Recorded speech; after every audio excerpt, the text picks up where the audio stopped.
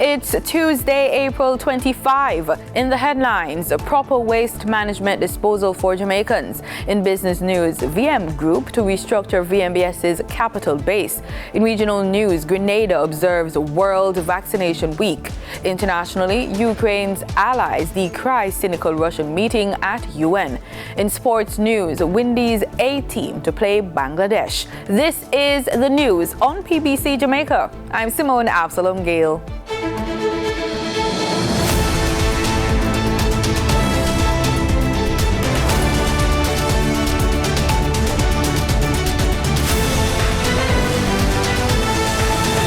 You should know that all solid waste generated from households must be properly containerized before storage and collection. According to the National Solid Waste Management Authority, NSWMA, solid waste should not be in direct contact with the interior of the storage container or receptacle. The use of garbage bags is highly recommended. Also, the capacity of each receptacle should not be in excess of 35-gallon support dwelling unit, and the location of the receptacle should be accessed without hindrances 24 hours per day by collection crews. Those are some of the things Jamaicans will be educated about when the government begins its public education program.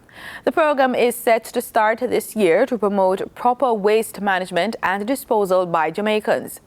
Minister without portfolio with responsibility for information, Robert Morgan, says Cabinet has received a report on the program from Minister of Local Government and Rural Development, Desmond McKenzie.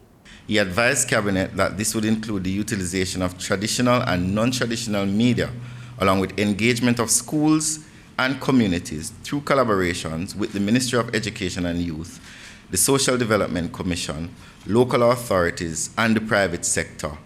This phase was expected to commence, which is the public education aspect of it, in the summer of this year.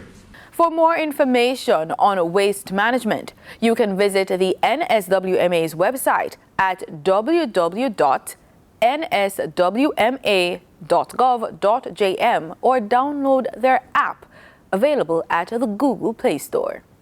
Jamaica's capacity to capture and preserve historical records and information has been boosted through the donation of scanning equipment by Mexico to the Jamaica Archives and Records Department in the Office of the Prime Minister. Speaking at the recent handover of the Model 5 Book Eye scanner at the Ministry of Foreign Affairs and Foreign Trade in downtown Kingston, Portfolio Minister Senator Kamina Johnson-Smith said, quote, "The scanner will help in preserving records that are critical to our identity as a people," end quote. Maya Chung has more. The minister noted that under the Basic Agreement on Technical and Scientific Cooperation, the two countries have enjoyed fruitful collaboration in respect of food security, water management, and public security. Minister Johnson-Smith said as well that Jamaica is especially appreciative of the fact that despite the disruptions arising from the COVID-19 pandemic, both Jamaica and Mexico have maintained very active cooperation, especially for the provision of COVID-19 vaccines. She underscored that a key feature of the special relationship with Mexico is the work undertaken in the education and cultural sectors. According to the minister, Jamaica has benefited consistently from generous offers under the Mexican government's scholarship program for postgraduate education and the teaching of Spanish as a foreign language. Spouse of the President of the United Mexican States, Her Excellency Dr.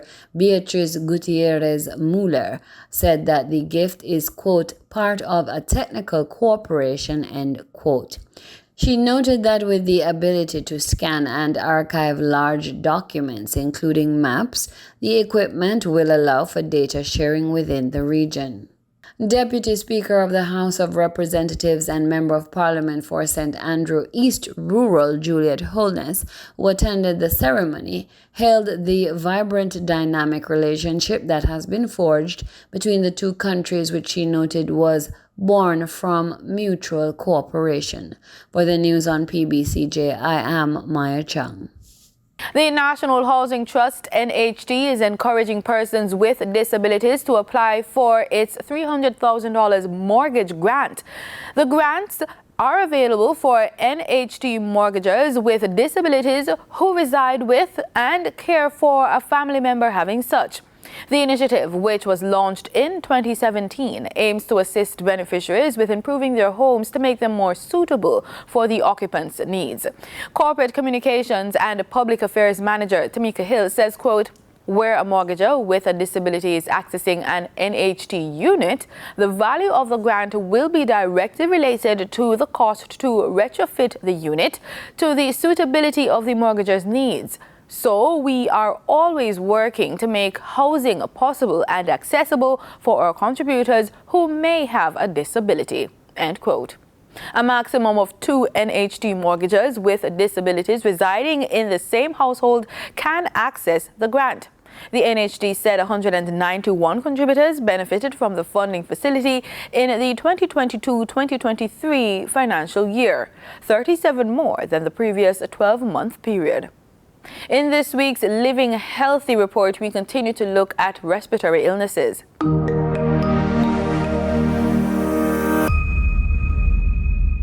Firstly, because most of the 175 types of circulating respiratory viruses prefer cold and humid weather.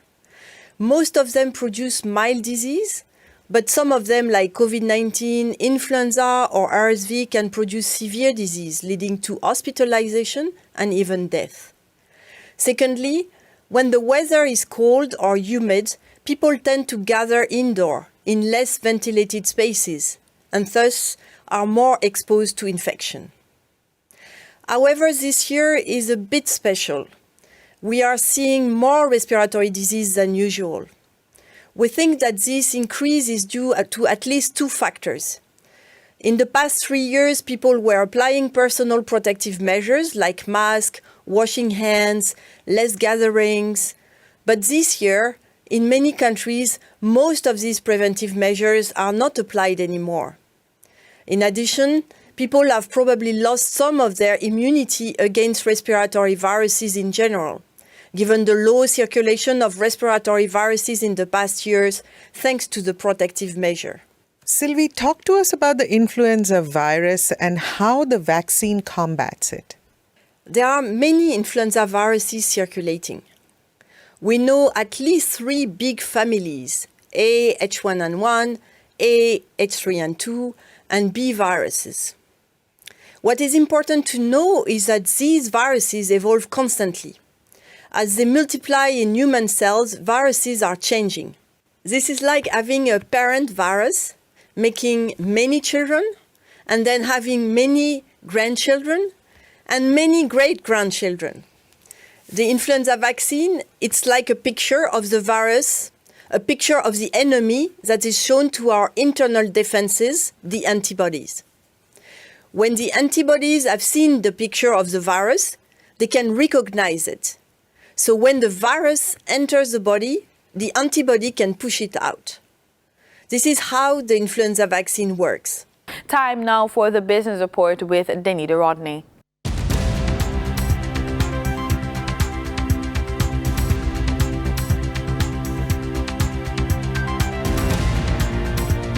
The VM Group said part of its proposed multi-billion-dollar capital raise will be directed to strengthening the base of the Building Society. The move is designed to allow the VM Building Society (VMBS) to be able to lend more as it boosts its capital base to implement the new Base 3 Accords ahead of the July 1 timeline. With the shift to a proprietary building society, the VM Group will be restructuring VMBS's capital base to ensure it falls in line with the new standards and is adequately positioned for growth. Now for your market updates. In foreign exchange trading for Monday, April 24, the US dollar sold for an average of $154.09. The Canadian dollar ended trading at $114.62. The pound sterling traded for $191.73, and the euro sold for an average of $170.70. In JSE trading, the JSE index advanced by 2,554 points. The junior market index declined by 39 points. The combined market index advanced by 2,021 points. And the All Jamaican Composite Index advanced by 1,710 points. Overall market activity resulted from trading in 111 stocks, of which 36 advanced, 57 declined, and 18 traded firm. Stocks advanced for CAC 2000 Limited, Caribbean Cream Limited, and Carreras Limited. Stocks declined for 138 Student Living Jamaica Limited, AMG Packaging and Paper Company Limited, and Barita Investments Limited. Trading firm were Access Financial Services Limited, Blue Power Group Limited, and Community and Workers of Jamaica CCU Deferred Share. The overall volume leaders were Trans-Jamaican Highway Limited with over 14 million units, Wigton Wind Farm Limited Ordinary Shares with over 3 million units, and Dollar Financial Services Limited with over 1 million units. In regional stocks, in Trinidad and Tobago, Calypso Macro Index Fund posted 3 shares. On the Barbados Stock Exchange, Goddard Enterprises Limited was the sole security trading 7,000 shares. In regional business, the Global Sustainable Tourism Council says 81% of tourists worldwide believe sustainable tourism or ecotourism is important. Let us take a look at one of Trinidad and Tobago's sustainable tourism companies. According to a recent research report published by Spherical Insights and Consulting, the global ecotourism market is expected to reach US $838.5 billion by 2032.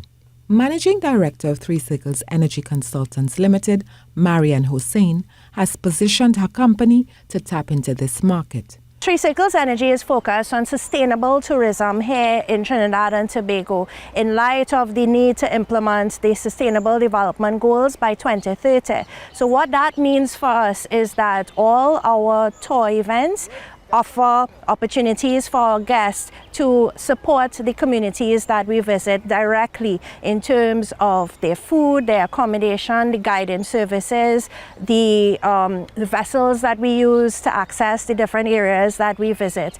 She says, even as a child, she was interested in travel. And as she entered university, she helped organize trips for friends and family members. We want people to have a holistic idea of what Trinidad and Tobago is about. So yes, we get into nature, we explore forests or beaches, we help clean them as well. We teach people about the wildlife, the vegetation, the importance of how they all come together. Because what Three Circles Energy is focused on is interconnectedness. Ms. Hossein says, when she realized that most of the mementos available for tourists were made in China, she started to encourage persons to make jewelry from the glass collected on our nation's beaches. In addition to our tour events, Three Circles Energy via our Del Cuore Designs brand offers photo mementos of Trinidad and Tobago. So these are, I use my photographs of different areas of Trinidad and Tobago, and they are created on enamel cups, coasters, placemats, puzzles, calendars, magnets, postcards. So that way you have a chance to take part of Trinidad and Tobago with you wherever you go in this planet. So the next time you're planning a staycation or you have friends or relatives headed here to enjoy the sights, remember, a simple switch in provider can lead to a more sustainable tourism industry. In international business, the Nasdaq closed lower on Monday, while Tesla shares fell on concerns about its spending plans. More from this Reuters report. The Nasdaq closed lower and underperformed the S&P 500 and the Dow on Monday, with Tesla shares falling on concerns about its spending plans. The Dow gained 0.2%. The S&P was up fractionally, while the Nasdaq shed nearly 0.3%. Tesla shares fell after the electric vehicle maker raised its 2023 capital expenditure forecast to ramp up output. It was one of the biggest drags on the benchmark S&P, along with Microsoft, which was under pressure ahead of its results due out Tuesday. Also on deck this week are reports from Google parent Alphabet, Facebook parent Meta Platforms, and Amazon. Tim Pagliara, Chairman and Chief Investment Officer at Cap Wealth, says investors should be less focused on tech earnings per se and more concerned about how much influence big tech wields within Wall Street's indexes. If you're an investor, that has increased the amount of risk that you have in owning an index because the leadership has narrowed to about 10 companies that make up a big disproportionate part of the S&P 500 and NASDAQ. And so as they go, so does your return. And I think it's more prudent at this point to really focus in and own companies that don't have the higher valuations. Diversification is important, and it's even more important. And an index won't give you the kind of diversification that you need right now. Also dragging on the S&P 500 was air conditioner maker Carrier, after reports citing unidentified sources said the company was in advanced talks to acquire German industrial manufacturer Viessmann for more than $12 billion, including debt. In the penny stock department, shares in once popular home goods retailer Bed Bath & Beyond tumbled after it declared bankruptcy on Sunday. Retail rivals, including Target and Walmart, gained ground during Monday's session. And shares of First Republic Bank rose ahead of the regional bank's quarterly report. The stock has sunk 88% this year, triggered by the U.S. banking crisis. In market data for oil slipped after 2 sessions of gains as uncertainty about the global economic outlook and a firmer dollar countered investor optimism. Brent crude fell 70 cents to $82.03 a barrel, while West Texas Intermediate crude dropped 65 cents to $78.11. And that was the business report on PBCJ. I'm Danita Rodney.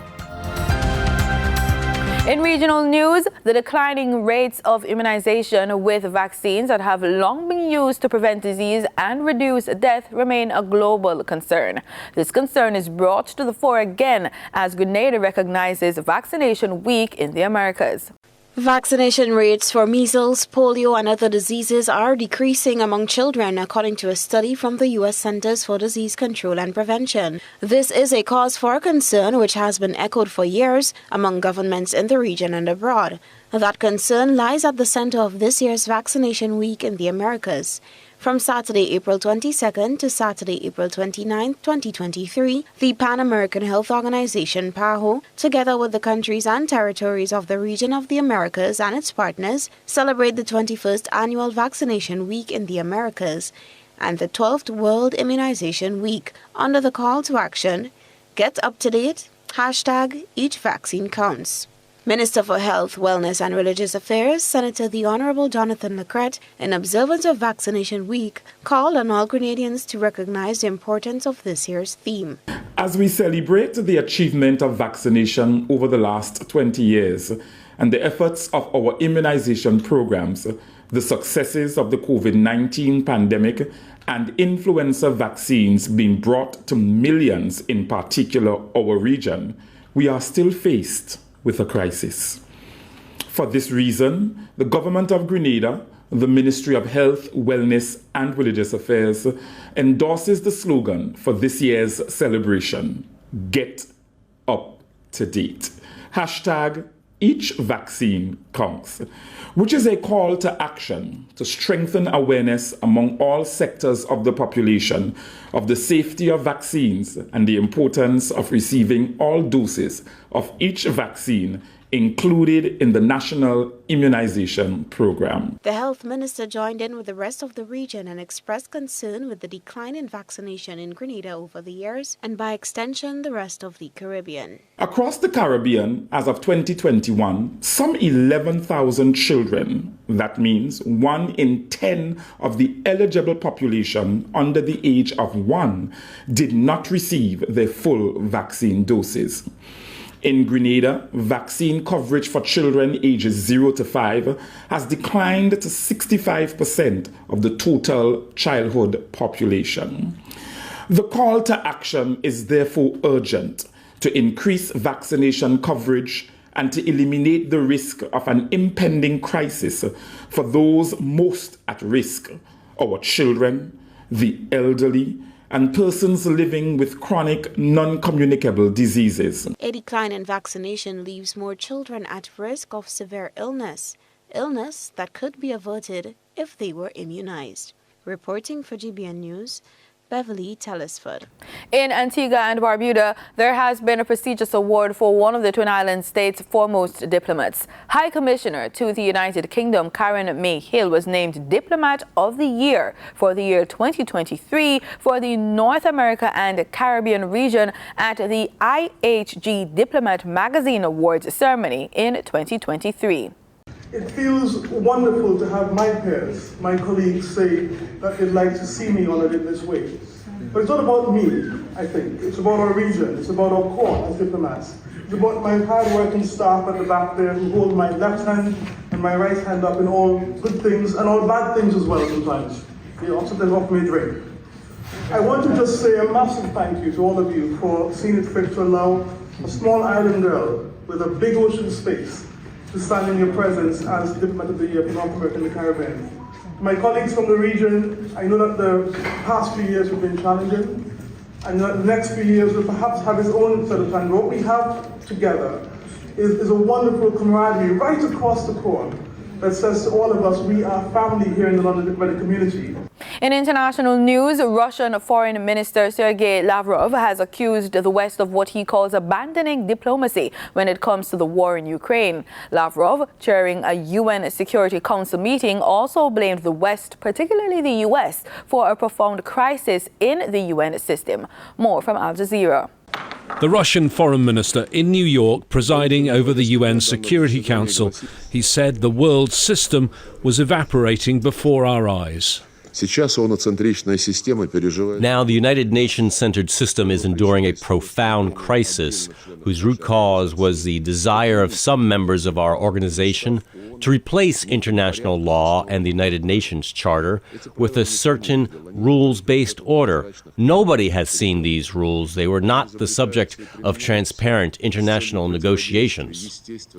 But Western diplomats said the decision to call this meeting about the defense of the UN's founding charter was cynical. The US ambassador said it was Russia that had violated the charter by invading Ukraine. She'd come to the meeting accompanied by the sister of US citizen Paul Whelan, who's been imprisoned in Russia for over 4 years. Russia, the convener of today's meeting, invaded its neighbors in Ukraine and struck at the heart of the UN Charter. And Russia, time and time again, has violated universal human rights and fundamental freedoms, both outside and inside its own borders.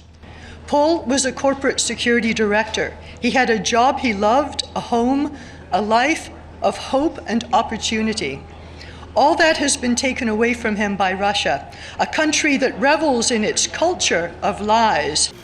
Mr. Lavrov also had an important meeting with the UN Secretary-General Antonio Guterres. Russia says the Black Sea Grain Initiative expires on May the 18th, and there are doubts whether it will be renewed. Minister Lavrov, can the grain deal survive? After your meeting, can the grain deal survive? Don't shout. Don't shout. So Mr. Lavrov simply admonished me for my loud question, but it's clear from a recent conversation that I had with Russia's deputy foreign minister that Moscow's not at all happy with the way the deal is currently working, and senior UN officials are worried that Russia won't renew it. That, of course, would greatly worsen the global food crisis. James Bays, Al Jazeera, at the United Nations. In sports, as the Boxing Association works assiduously to infuse new energy into the sport of boxing, targeting young people involved in the sport, particularly in Jamaica and violence-prone communities, one of the names that boxing specialists are touting with high expectation is Tavoy Fretdem Barrett. The boxer this year traveled to the Dominican Republic to a regional tournament and distinguished himself by taking home a bronze medal. Maya Chung has that story. The tournament held in February of this year in the DR was cited as a great source of inspiration to the Jamaican boxing fraternity overall, which is making a real comeback after a forced hiatus and downsizing caused by the COVID-19 pandemic. The young man is a protege and legitimate candidate for internationals for the Sugar Knockout gym owned and operated by Lindell Sugar Wallace. Based on what both Sugar and Sanchez have shared with the PBCJ Sports News team, Barrett is coached and mentored by both men who have engaged the young people coming into the sport into the initiative Gloves Over Guns. According to Stephen Bomber Jones, president of the JBA, in an interview with the PBCJ Sports News team, in 2017, the international organization named Fight for Peace International began a Jamaican chapter of that body. He added that COVID's impact in 2020 caused the initiative to fall by the wayside somewhat. Mr. Jones said the impact for the Fight for Peace initiative was so impressive that despite the NGO being committed to only 6 violence-prone communities in Jamaica, the JBA extrapolated the model under the name Gloves Over Guns and moved it into many more areas that have the same problems with great success. Meanwhile, according to Sanchez, in order to keep motivation high, training has to be continuous as well as participation in as many formal competitions as possible. This is how Fret Them was selected by the gym with the support of the Jamaica Boxing Board to go to the DR Regional. When I knew about the fight in Domrep, I went to the boxing board and they were in full support. They said, okay, let's go to this tournament. Of course, because boxing is coming back, we can't go to every regional fight. So we went with 2 fighters, one from our gym, Tevoy Barrett, for 71 kilograms. And the tournament was in the finale of February. And 10 countries went. So I went as a coach. I went as Tevoy's coach, as his second in the field of play. So, I was there to coach him during the whole tournament to make sure he make weight, to accompany him through the fight, and thank God we came back with a bronze medal. Enthused by the support around him, Tavoy shared his standard training routine. When I come out, I'm train man, like an hour and a half, I do a 5K. I start off morning. Then I come upstairs, I do some bag work, I go and get some rest, and even time in at the gym with my fellow teammates. Citing an anger problem prior to making this work as an athletic pursuit, Tavoy encouraged other young people to think about the sport very seriously. We always welcome people to Olympic Gardens Sugar Knockout Boxing Gym. And it's a nice experience, if you want to learn self-defense or you want to have more confidence. He added that on a personal level, outside of the accolades, the sport has sanitized his personality. I tell me to keep calm in situations where I know I could exert too much energy and get myself in problems. For the news on PBCJ, I am Maya Chung. Cricket West Indies has announced the match schedule for the upcoming men's A-Team series in Bangladesh. The West Indies A-Team will arrive on May 11 and play 3 4-day test matches. The matches will be held between May 16 and June 2. This will be the second West Indies men's A-Team series since 2020 when COVID-19 caused major disruptions. CWI's manager of cricket operations, Roland Holder, reiterated that the series would provide exposure for several players. And that's the news on PBCJ. I'm Simone Absalom Gill. Thank you so much for watching.